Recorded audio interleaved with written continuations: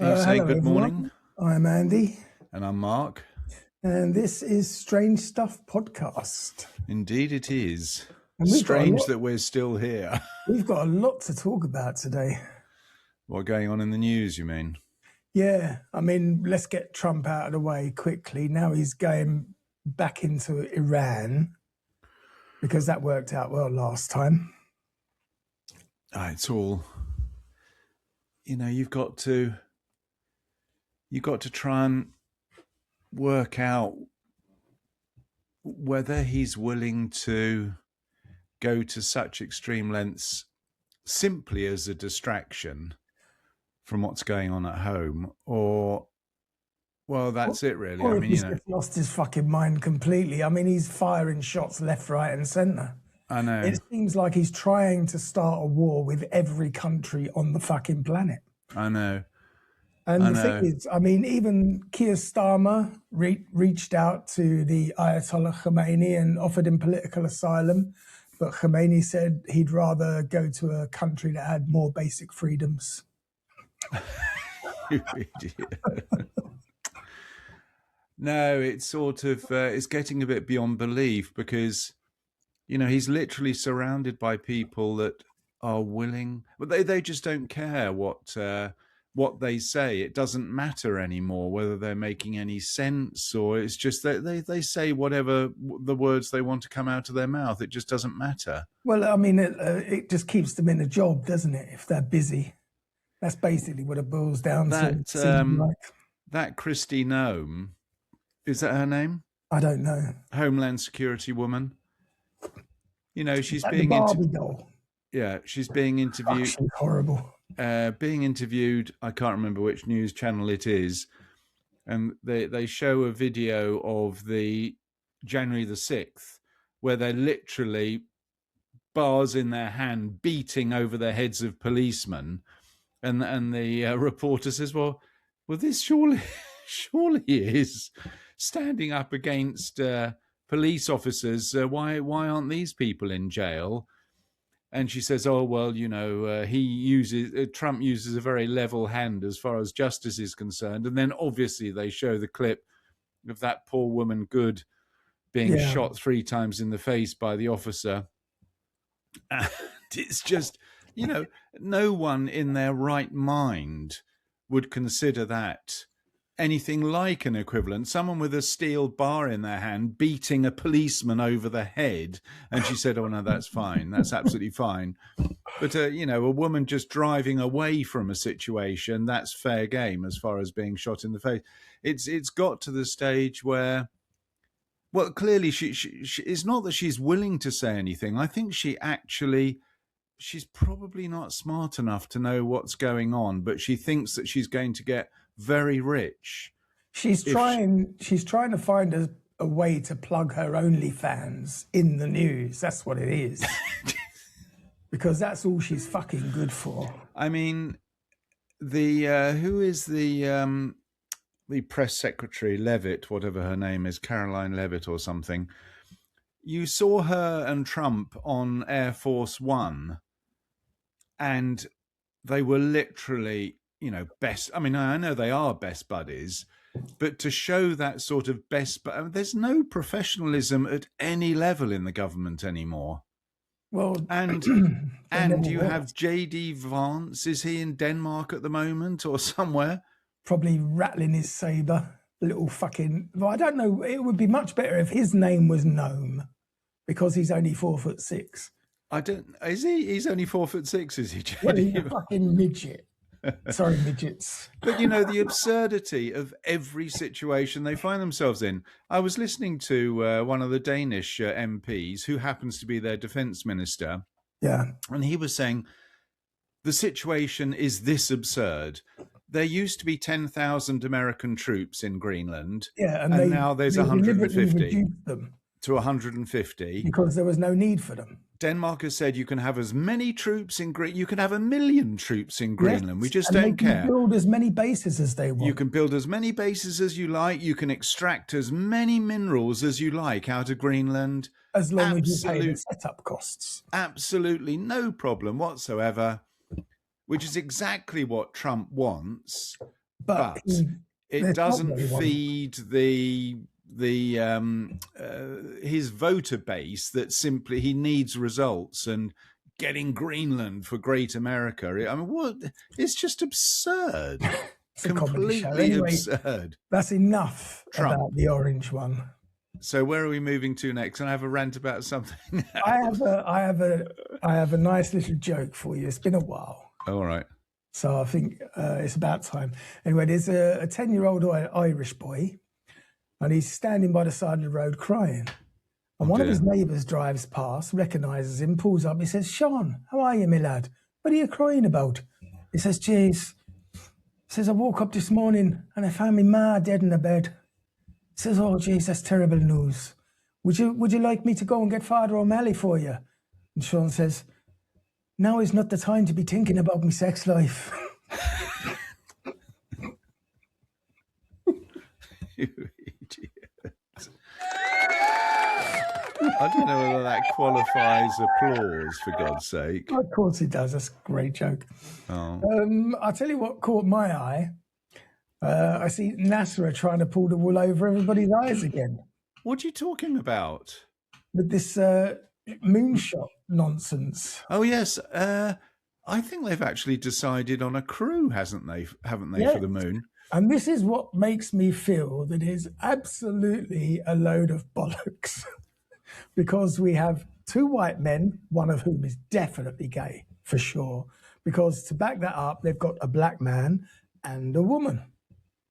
Now, I know in my heart that the guy driving the SLS, the Space Launch System, that takes 12 hours to get from its hangar to the launch site, is going to be a mental or a disabled. And also, head of mission control will be a transgender. And we can only hope that he's not on his fucking period that day. You are so ridiculous. You're stuck in the 80s. Is it 80s or 90s? No, I'm living in the now, baby. You're not. Your head is so far buried in the sand. You don't know what's left and right. Box ticking exercise. That is a complete box ticking exercise. And today, with our CGI and our AI, they're going to make it look fucking great. This is us now going around the back of the moon. Look. Well, the thing is, Andy, that we've had this. We actually did a program about the moon landing being a conspiracy. Yes, and I proved conclusively and it was a load of bollocks. Look, the strength of your argument was just complete and utter nonsense. I know it's very difficult to argue with an intelligent man. Thank you. It's fucking impossible to argue with an idiot.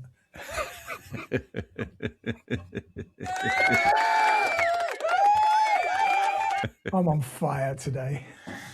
How you can be so lively at 8:40 in the morning? How long have you been awake? Have you been awake all night playing games? My afternoon. Exactly. I've actually just had a bowl of chips, like proper chips, salt and vinegar chips. Well, for lunch. With what? No, I just had some chips left in the freezer and I thought I'd just finish them off because I'm going to go shopping later today. Can you? Can I? Yeah, because of the weather. The other day. All right, so you are able to make it out because our situation is pretty terrible here. I think we've had... When it's minus 26, as it was, it's actually much better to go shopping than it is when it's minus 10. Because the air is crisp and dry. The ground is fantastic to walk on. When it's minus 10, it's a fucking minefield and it's horrible and it's wet and clammy and it's just disgusting. Yeah, minus 26. You've got to be a bit careful. You don't want to be out for too long to screw up your lungs and things. We're in a dire situation. I reckon we've had 1.5 meters of snow in the last 3 weeks. And I'll tell you how extreme it got. I do snow clearing as a form of exercise. Yes, very slowly. It got so bad the other day, I literally had to go out and buy a snowblower. Yeah. Oh. Yeah. Well, that's not a bad investment anyway.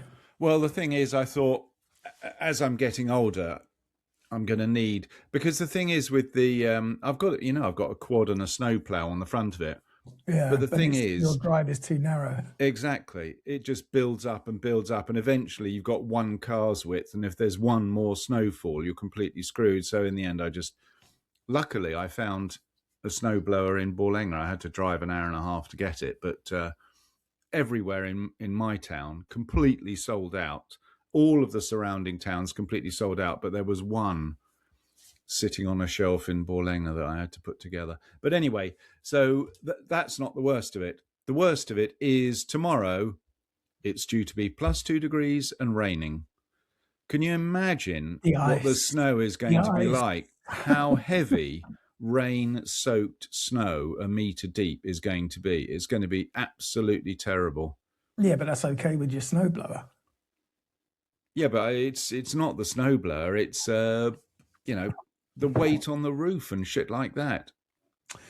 Well, there is an alternative. You could always become homeless. Move to the south of France. Or become homeless. Why? Is that what you're planning on doing? No, because I don't have to worry about clearing snow, thankfully. No, you're right.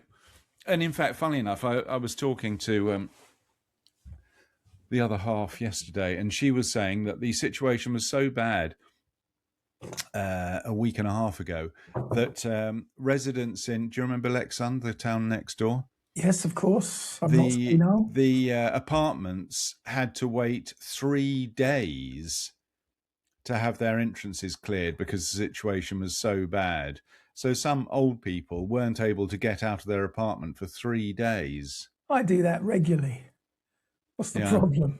Yeah, exactly. You choose to.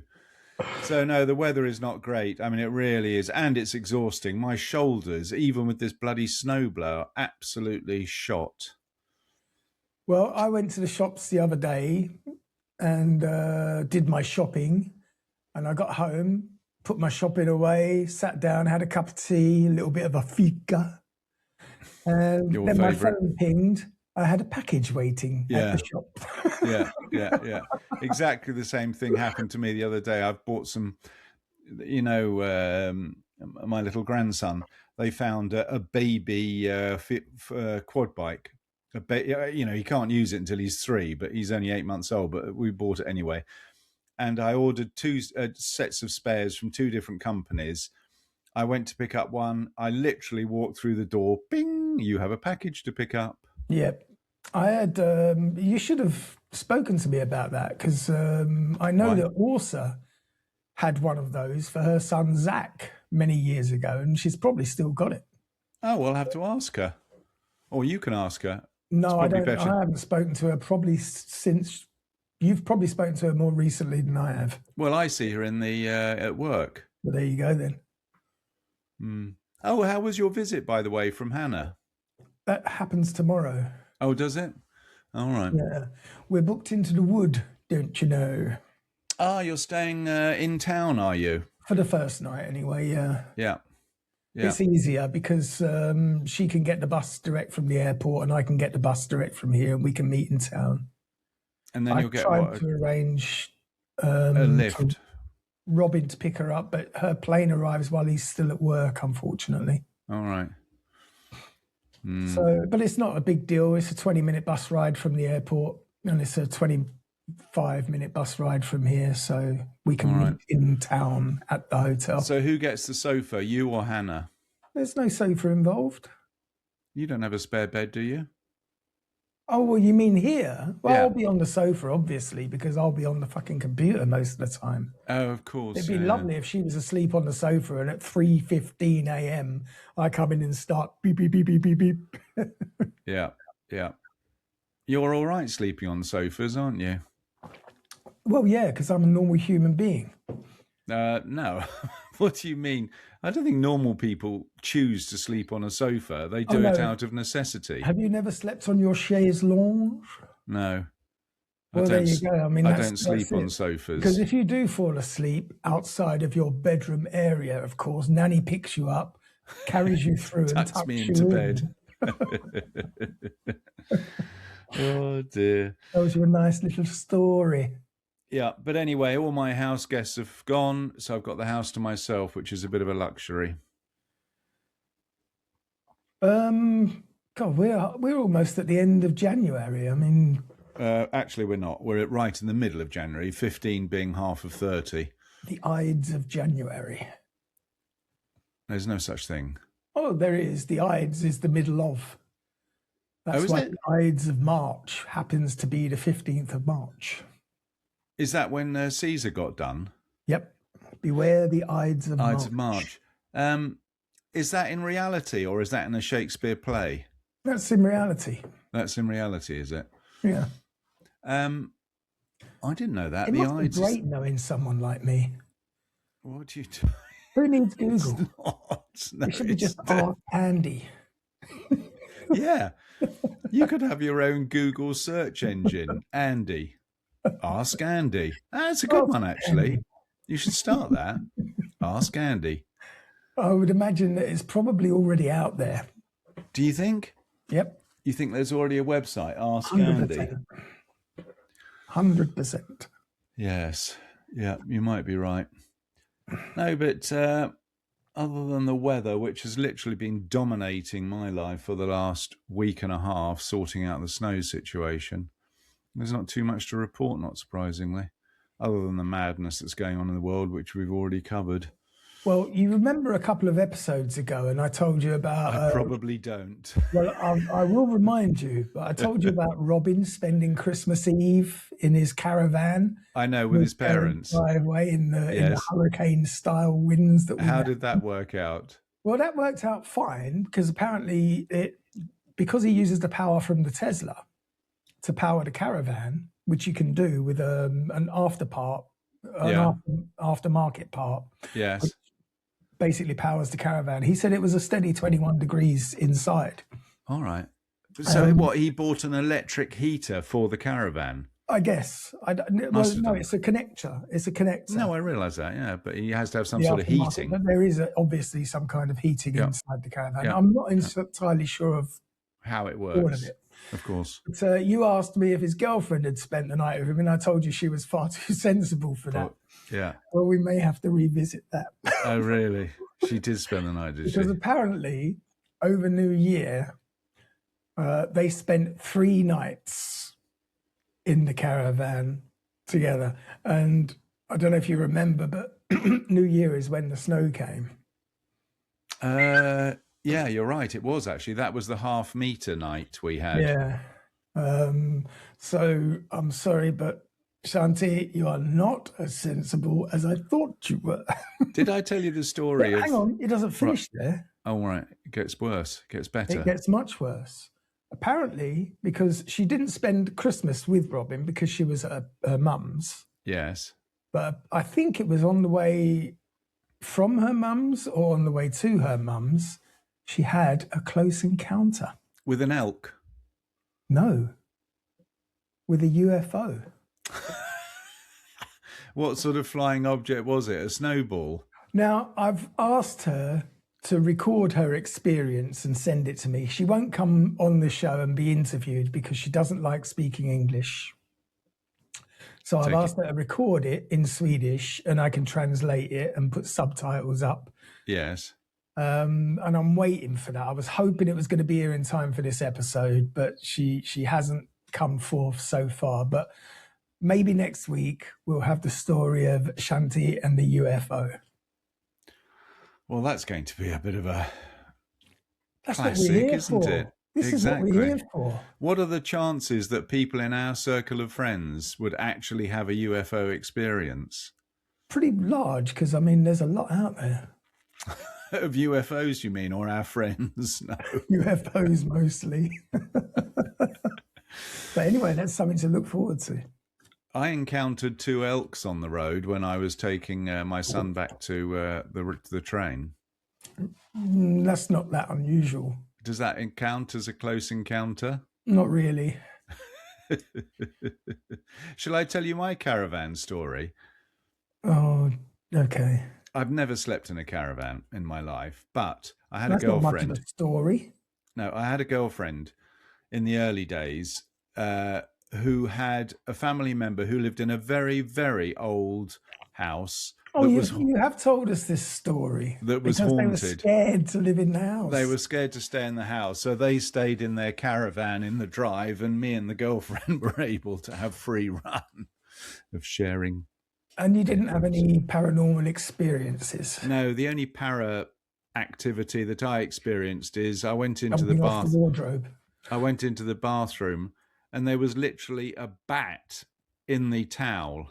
That's a fucking sign. Of what? That is a get out. Yeah, well, that's what I thought. Can you imagine? You pull the bloody towel off the handrail and there's a bat inside it. Well, that is someone telling you to get the fuck out of the house. I didn't. I survived. Wow. I survived. So, all right. So have you got a subject, or are we just going to blunder on? I have got a subject. I have. And what is it? Just arranging my screens. You normally try and do a nice segue into the actual subject matter, but you've given up with that idea, have you? Well, I'm not going to bother this week because the subject matter last week was a little bit serious, and I think we've done a couple of quite serious topics the last few episodes. So remind me, what did we do last week? What did we do?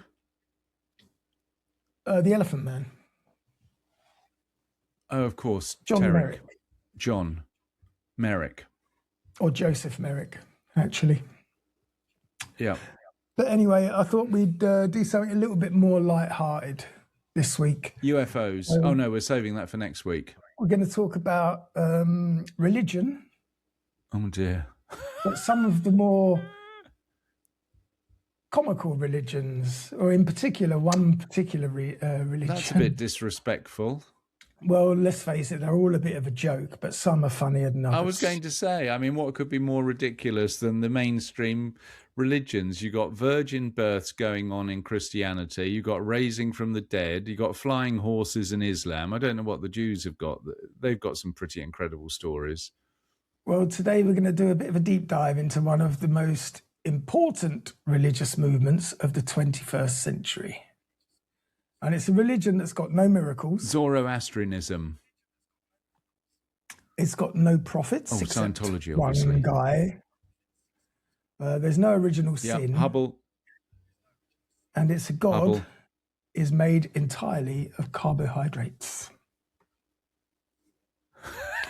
Today, we are going to talk about not Scientology. Pastafarianism. The Church of the Flying Sorry, is that, Monster. have you got a speech impediment, or is that what it's Hathpasperi? What? Pastafarianism. Pastafarianism. Pastafarianism. Yeah, as in the Church of the Flying Spaghetti Monster. Where do you? How many followers? It's got 3 followers. It's not really a religion. I want to be very clear up front. This is not a joke religion. It is a legally recognized faith in many countries. It has official doctrine, holy days, moral teachings, court victories, and ongoing theological debates that are somehow about pirates. I know what it is. It's a movement of people to establish the absurdity of Western religion or religions. Oh, I bet you're fun at a party. Fucking hell. So I've spoilt it. Have I done it? Have I covered all the ground? No, you haven't. This is what happens, though, when satire accidentally becomes theology. So every religion begins with a revelation. Moses had his burning bush. Muhammad had the angel Gabriel. Joseph Smith had golden pirates. Pastafarianism had a school board meeting in Kansas. In 2005, the Kansas State Board of Education was debating whether or not to include intelligent design alongside evolution in science classes. Intelligent design, for those who are unfamiliar, is the belief that life is way too complex to have evolved naturally and therefore must have been designed by something. Not So if it was necessarily God, you understand, just someone with a clipboard. Hang on a second. I thought it being Kansas, I assume that is creationists. You can't say that a state has only creationists or only Darwinian evolutionists. No, but I mean, you know, it's America, for God's sake. They want to put the 10 Commandments into every classroom.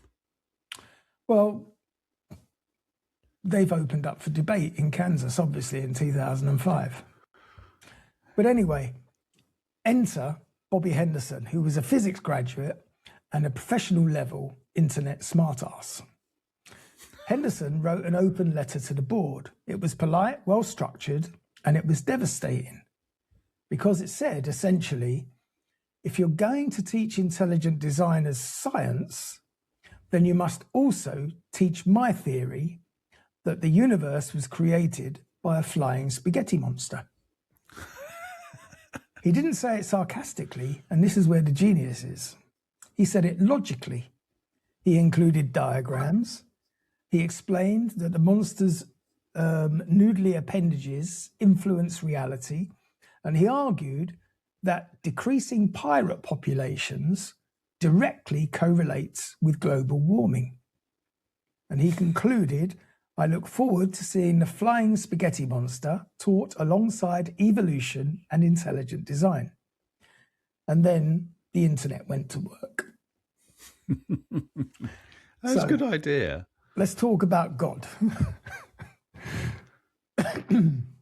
The flying spaghetti monster, or FSM, is exactly what it sounds like. Now, I want to put in a disclaimer here. I believe, and I might be wrong, but I remember discussing it. I believe my daughter might be an FSMer.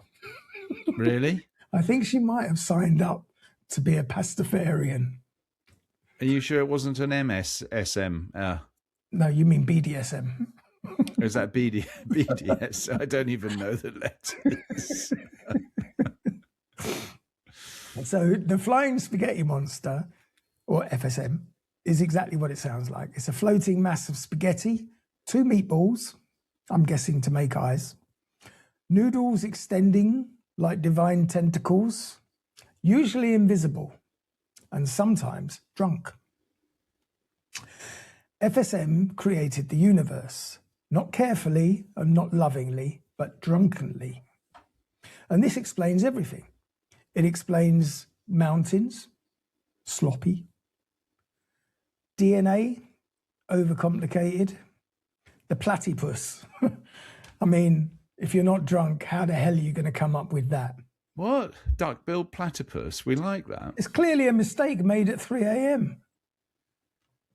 The FSM is also deliberately unfalsifiable. Any scientific evidence... I don't think that's a word. Is there any scientific evidence that contradicts Pastafarianism? No. That's just the monster testing your faith. Sound familiar? So pirates, we have to discuss pirates. Because Pastafarianism takes one of the most common religious fallacies, correlation equals causation, and it pushes it until it snaps. The doctrine states that pirates are holy beings. Pirates' numbers have declined since the 1800s. Global temperatures have risen since the 1800s. Therefore, pirates prevent climate change. And this is presented with graphs.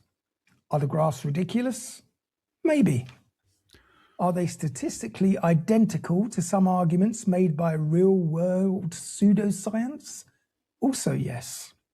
Which is the point. Pirates are not a joke, they're a mirror. Anytime someone says, well, this happened after that, so it must be caused by this, Pastafarianism quietly slides a pirate into the argument. Now, as far as morality goes, most religions come quite hot with rules.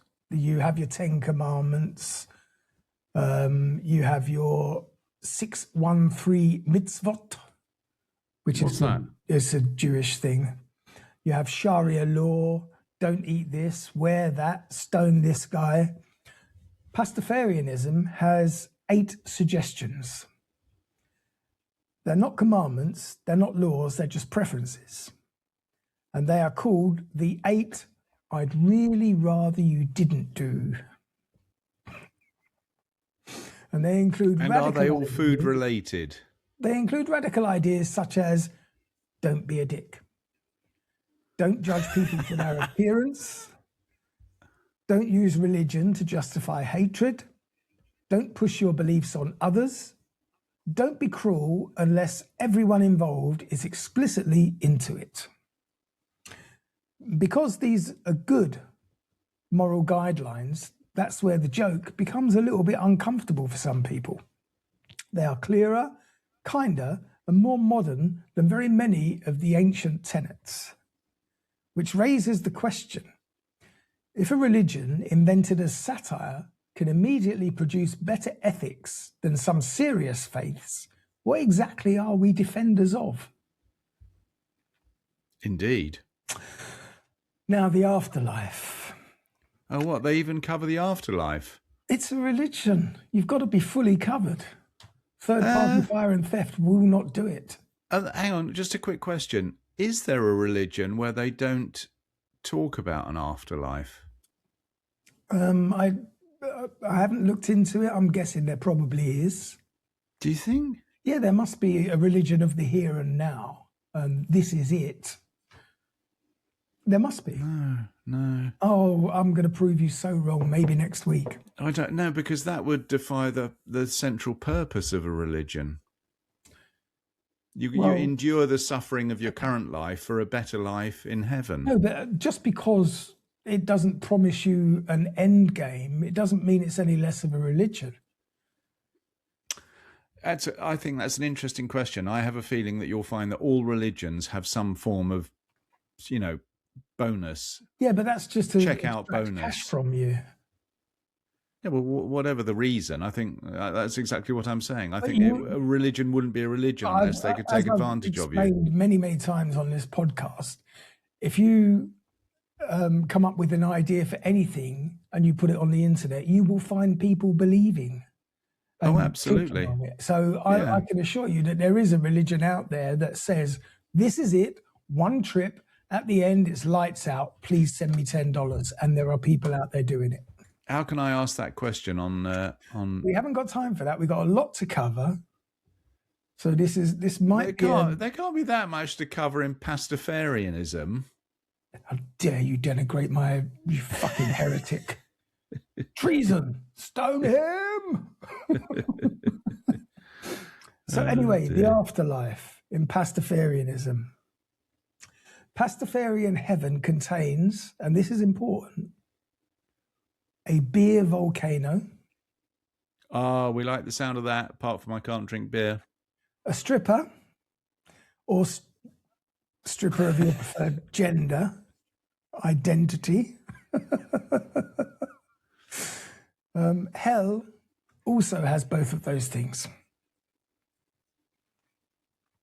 So it doesn't matter. Beer fountain and strippers exist in hell as well. Yeah, but in hell, the beer is stale and the strippers don't really want to be there. So you're getting a half-hearted strip and stale beer. And that's not subtle.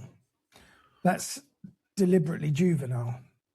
And yet, once again, it exposes something quite interesting, because many religious afterlives are suspiciously tailored to cultural desires.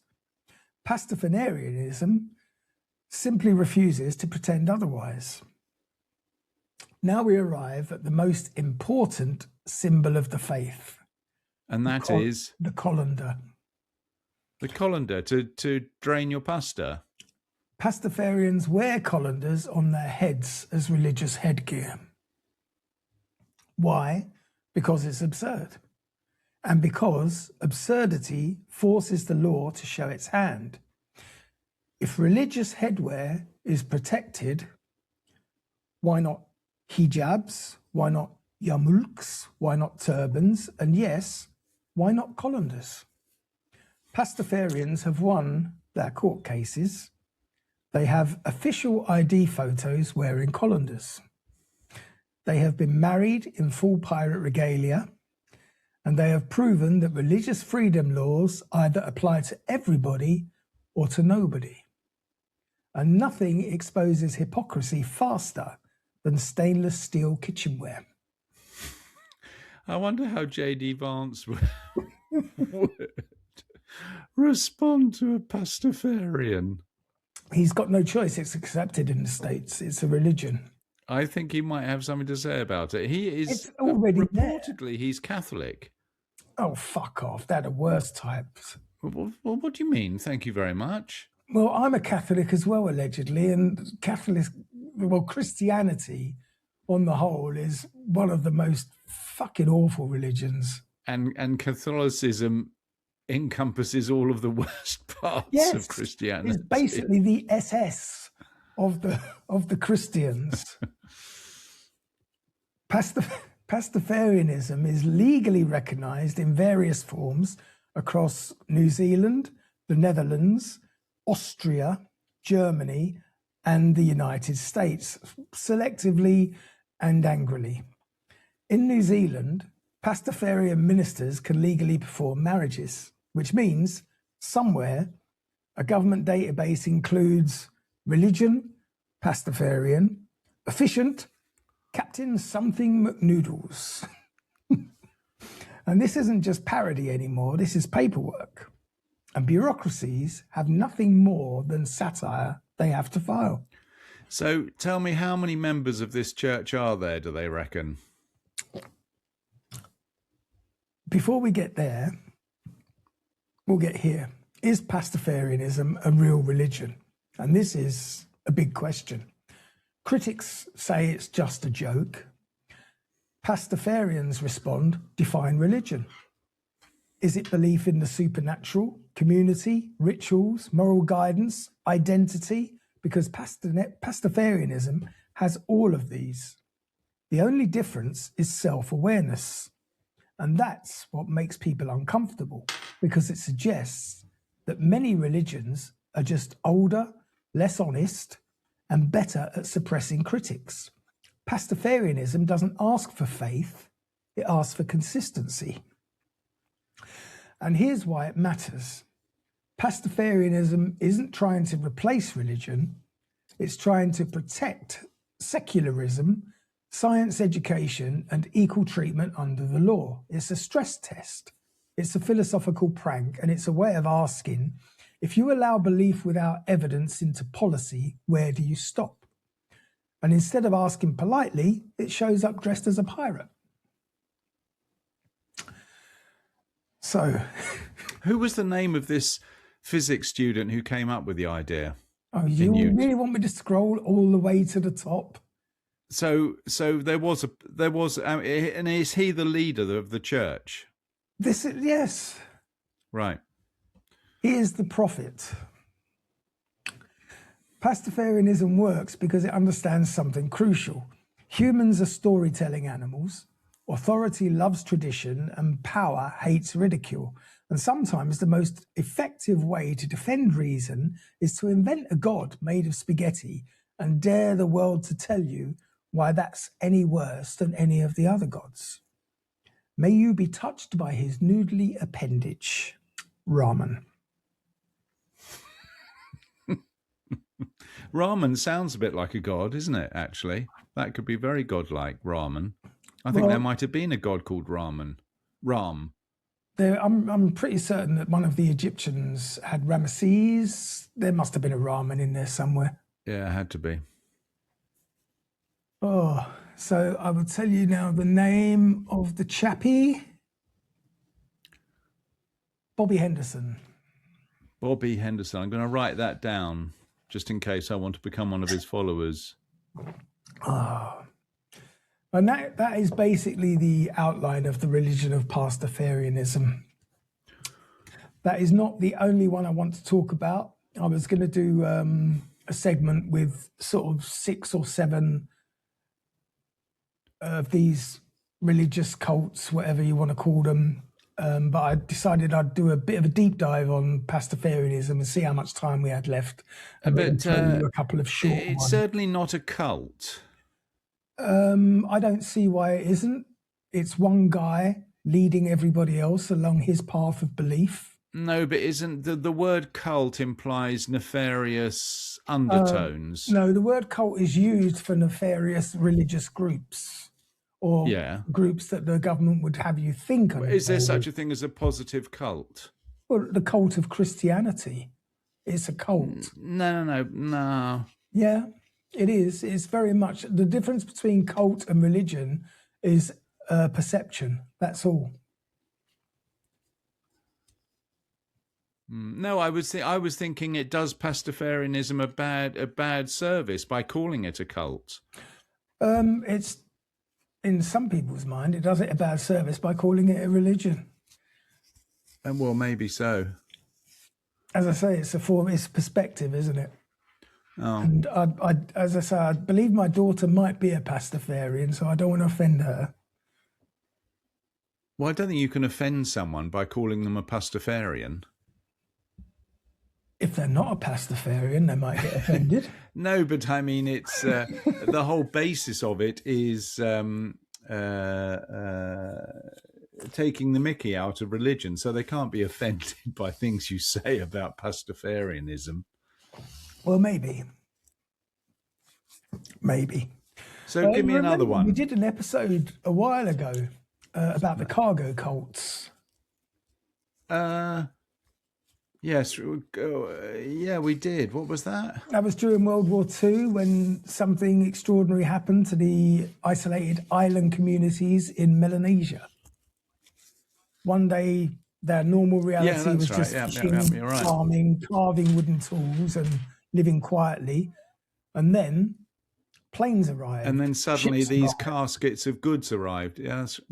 Yeah. Without any means of identifying where they came from. They were just there. That's right. They magically were produced out of nothing. That's right. And from that, they're also. I don't think you. Go on.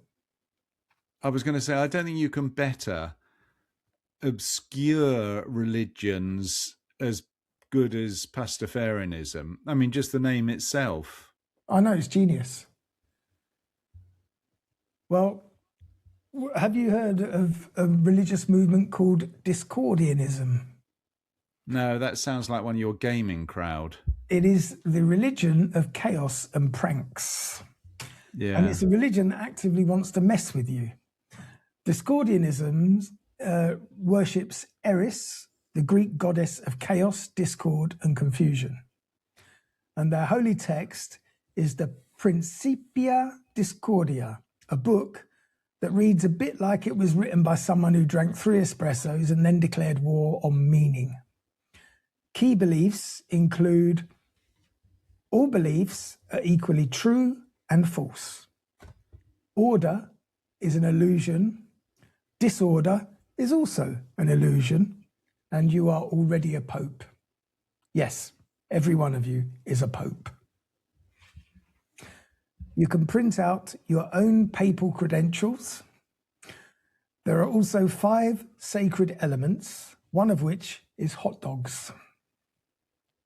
There is a law of 5s, which states that all things are related to the number 5. And once you start looking, you'll see it everywhere. And the goal of Discordianism is not salvation, it is enlightened confusion. And here's the wild part. Discordianism has deeply influenced counterculture movements, hacker culture, internet trolling, and conspiracy thinking. I told you. The famous Illuminati conspiracy culture was partially created by Discordians as a joke, which got out of hand, which is maybe the most Discordian thing possible. I wonder, those sort of things, suddenly you'll find that there's millions of people who believe in that as a concept. Yes, and actually live their lives by those principles. I think just look at America. You said something earlier about you'll find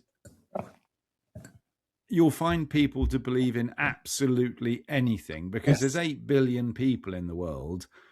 You will at least tap into a few hundred that believe even in the most absurd things. Such as the Sky Fairy.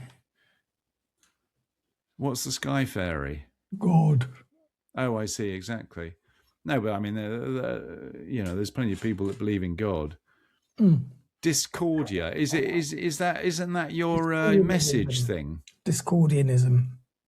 Discord, isn't that your thing? That's just a chat app, which is called Discord, because Discord also means conversation. Conversation, yeah. Anyway, we'll move on to another one. This one is a little bit more culty, but there's a reason it's included in my list. These were called Heaven's Gate. It's a bit of a tone shift. It's still funny, but it's kind of dark. And Isn't it a TV series? No, it's a religious cult. Heaven's Gate was founded by Marshall Applewhite and Bonnie Nettles, both joke names, clearly. They believed the Earth was about to be recycled, human bodies were containers, and true believers would ascend to a higher level. Aliens were involved, and Jesus was basically an alien scout. Members dressed identically, they spoke in soft, eerie monotones, and they adopted gender-neutral identities. And in 1997, they believed a spaceship was hiding behind the Hale-Bopp comet. So 39 members committed mass suicide, which isn't so funny, except for the deeply unsettling accidental details. Everyone was wearing identical Nike sneakers. Everyone had matching outfits. Everyone had $5.75 in their pockets. And today, their website is still online. So Heaven's Gate serves as a reminder that cults often start silly and end tragic. But it also proves that good graphic design doesn't necessarily make a good theology. Weren't they tragically the people who took poison? That you're not thinking of Jonestown, are you? Because maybe I am. There were 950 of those. Was it really? Yeah, it was nearly 1,000 dead in Jonestown. I think I might have covered it with Richard on the murdery bits.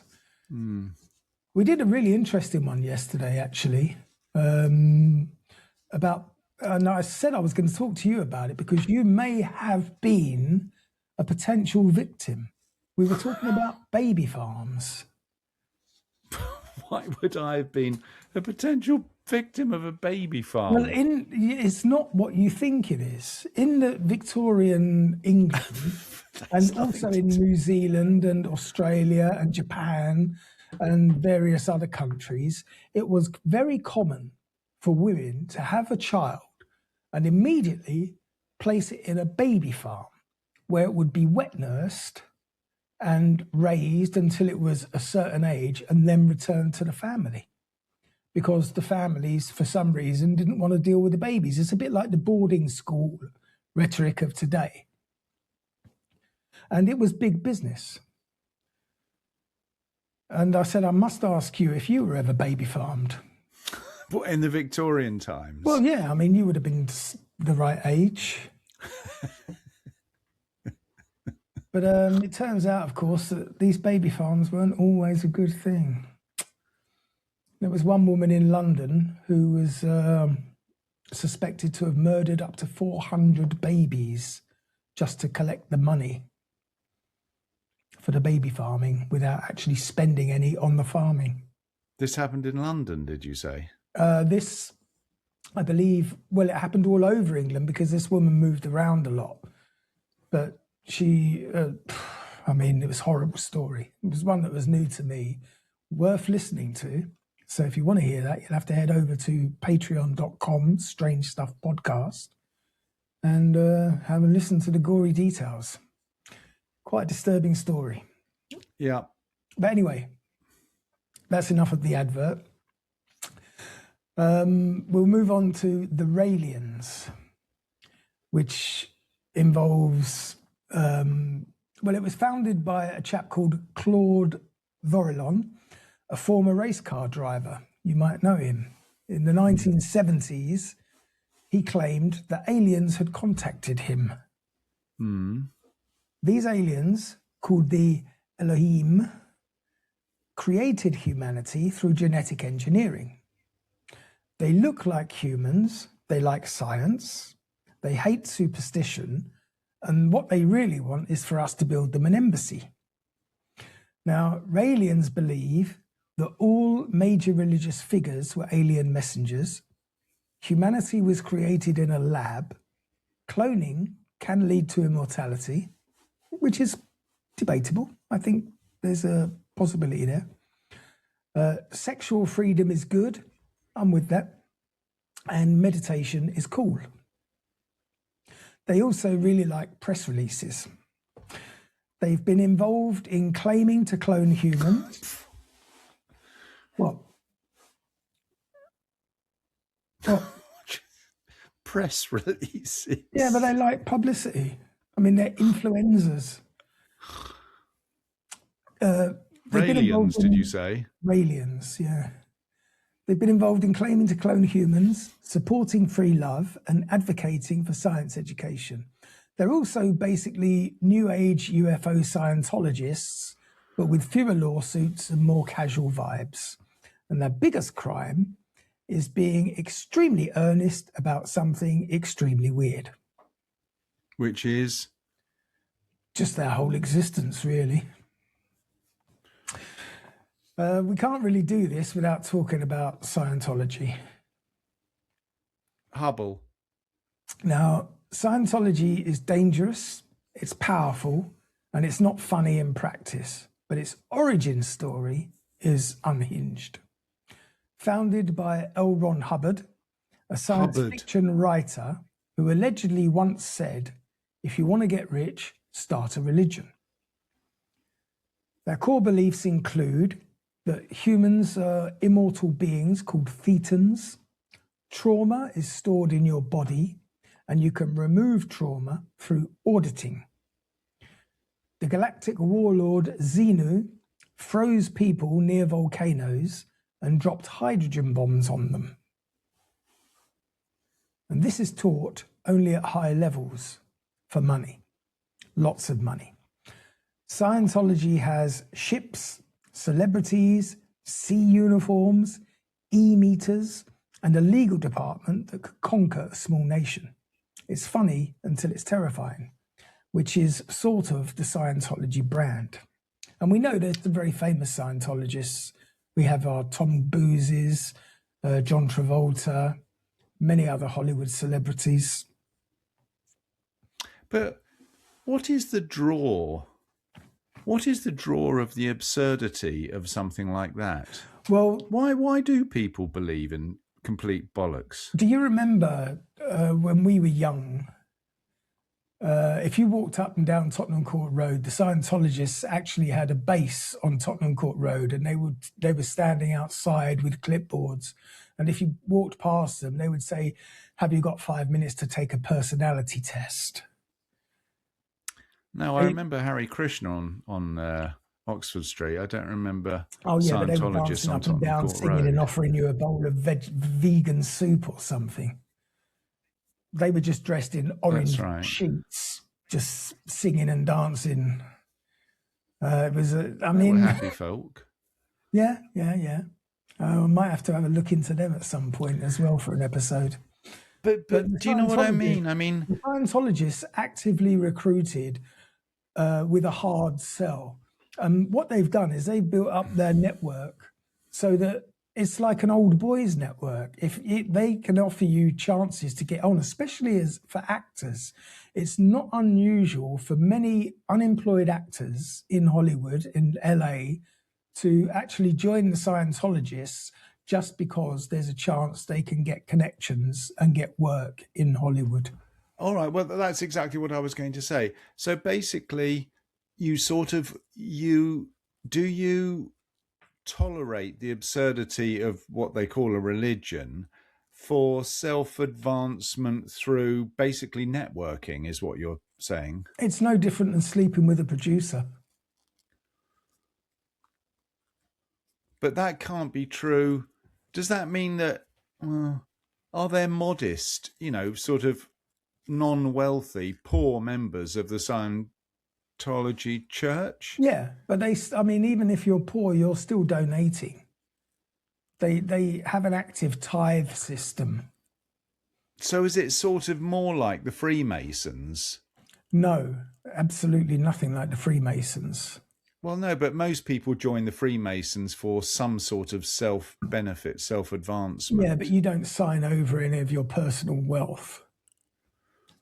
You don't sign a billion-year contract to join the Freemasons. Whereas you do Actually, I'm sure you do contribute something. You do if you wish to. You're absolutely encouraged to contribute, but it's generally to good causes. It's not to the Freemasonry lodges themselves.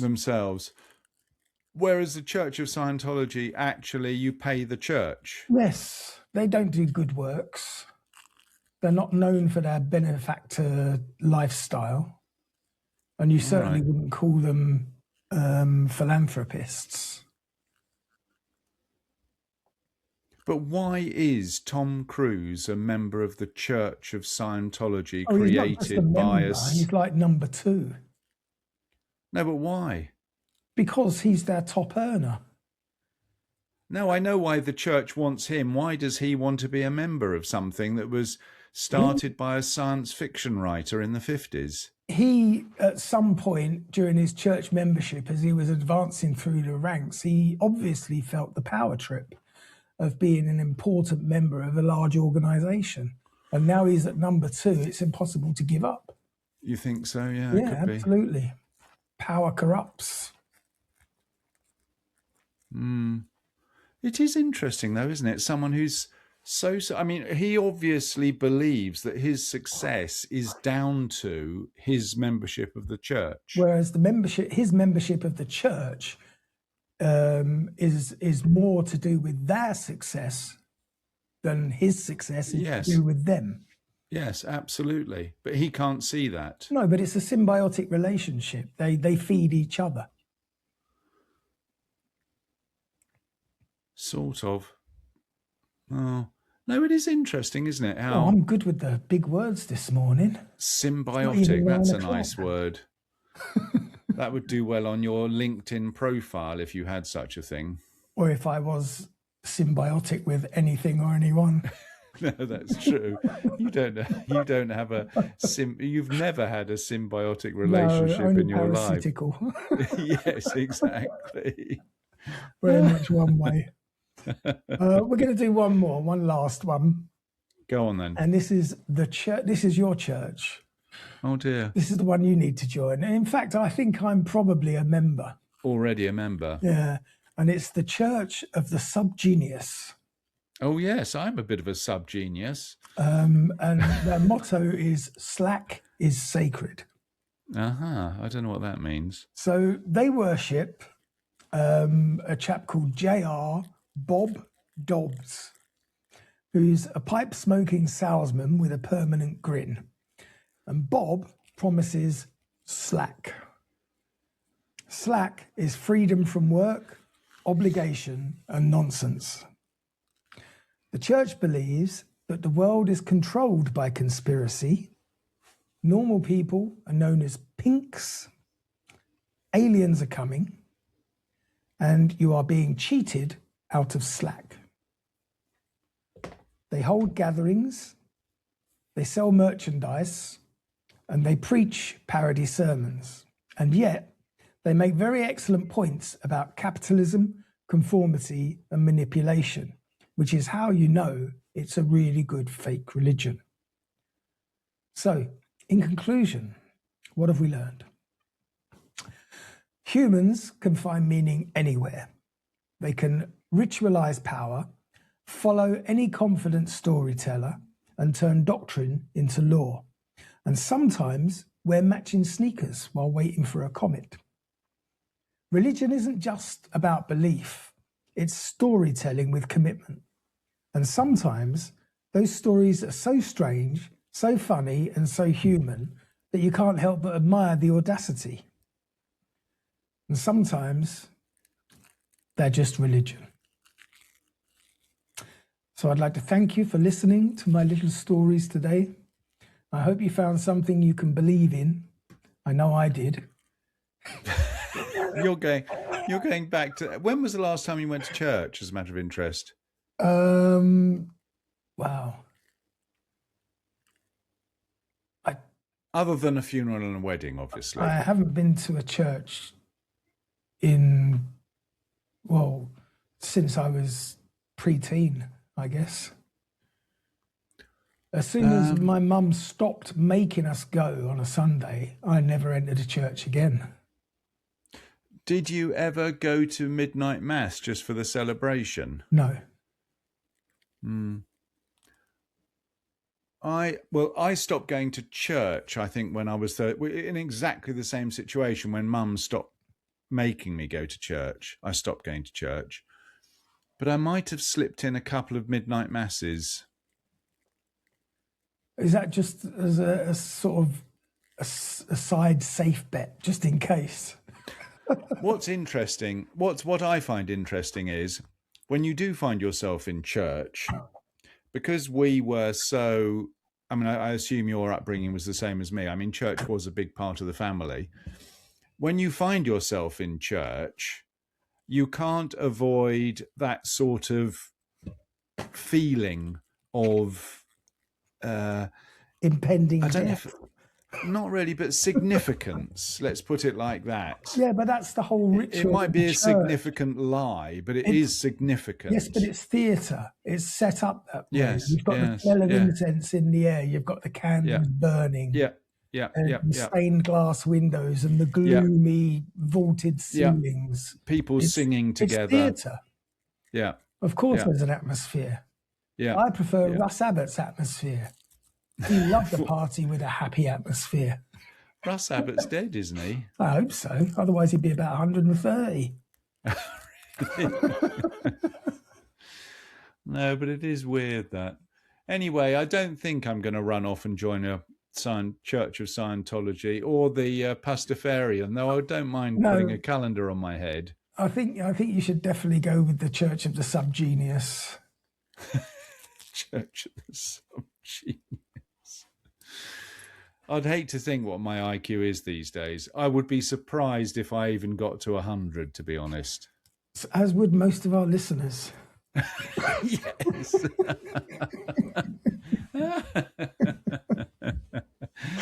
Oh, dear. If indeed we still have any at the end of this episode. Well, I hope you enjoyed that episode. Yep. It was fun to look into. And I think I might do a deeper dive into a couple of others at some point because, I mean, we've done Scientology, haven't we? I think we did do a Scientology episode at one point. Yeah. It's hard to remember now. I was going through the Patreon list yesterday. There's 90 episodes up there now. Well, I think we're at 220 or something, aren't we? 226 this will be, I think. Yeah. And I was actually wondering if you would be up for making a couple of extra episodes and releasing 2 a week. But the extra episodes, I was thinking we would put on our Patreon feed. Oh, I see. Well, we can try that. Just as a little teaser, and we can speak about some more risque stuff. What do you mean risque? Well, I mean stuff that we, for legal reasons, we can't discuss on a free platform, but behind a paywall, anything goes. I don't know whether I like the sound of that. Oh, no, but you will. You see, while we can cast aspersions and express opinions here, we can flat out accuse people when you're behind a paywall because you're not actually committing any crimes if people are paying to listen to your views. Is that right? That's a differentiation, is it? If you pay for something. Yes, if it's not. No, that can't be right. If it's not readily available, it's not public. No, but so that means if you subscribe to Sky News, they can say whatever they like. No, that's not the same thing, is it? Because Sky News is a public service. We're not a public service. No, it's not. No, you have to subscribe to it, don't you? Or don't you? I don't It's think like all so. newspapers you don't get for free anymore. No, They're all behind a paywall. Not all of them. I think nearly all of them. It's only the Sun. Free. No, the Sun has even got a paywall now. I think it's like £3 a year. Oh, is it? Which is £3 too much, in my opinion. But the only thing is that you know how sensitive I am to your slightly extreme and slightly, if not very outdated views on all sorts of things. It's just likely to be a shouting match. But, you know, I can just imagine if it would be like, who was that poor girl that disappeared? Well, there's a lot of those. No. The famous one, the two doctors who were their parents. Oh, Madeleine McCann. You know, that it would just be more of that with me getting worked up about you just saying you got a gut feeling it was the parents, and that meant more to you than all, you know. It's not just a gut feeling. If you ask anyone out in the world what happened to Madeleine McCann, 99% of them will say them parents are the ones what done it. No, but you see, that's exactly what I mean. It's just 99%. Yes. In not fact, 98. more than 99. If you want to go into it. decimals, I can do a straw poll. It's not a problem. A straw poll of our listeners. In that case, it would be 100%. Anyway, all right. All we've got. Yes, time yeah, for we this can week. think about that. Why not? Yeah. Yep. Thanks for listening. I hope you enjoyed it. Don't forget, if you've got any suggestions for our show, let us know. Yep. I don't have to say this, but I'm going to say it. We've already considered stop doing it, and it's not an option. If you've got any other suggestions for our show, feel free to send them to us at strangestuffpodcast@gmail.com. Don't go to our website right now because I'm working on it and it's a bit of a mess. I need to spend a few hours on it. All right. But if you really want to go and have a look at how I've fucked it up, you can check it out at strangestuffpodcast.com. And check out our Facebook page. There's not much goes up except the advertising of our next episode. Yeah. Be a subscriber so that you get an update when our next episode is released. Yeah. And if you want to help us with the running costs of the show and support the show, you can join our Patreon at patreon.com/strangestuffpodcast. And our Patreons are very appreciated, and we definitely need more of them and more of you. In the meantime, have yourselves a strange week, find your God, and follow your tenets, as long as they're comical and not maniacal. Good advice. Cheerio.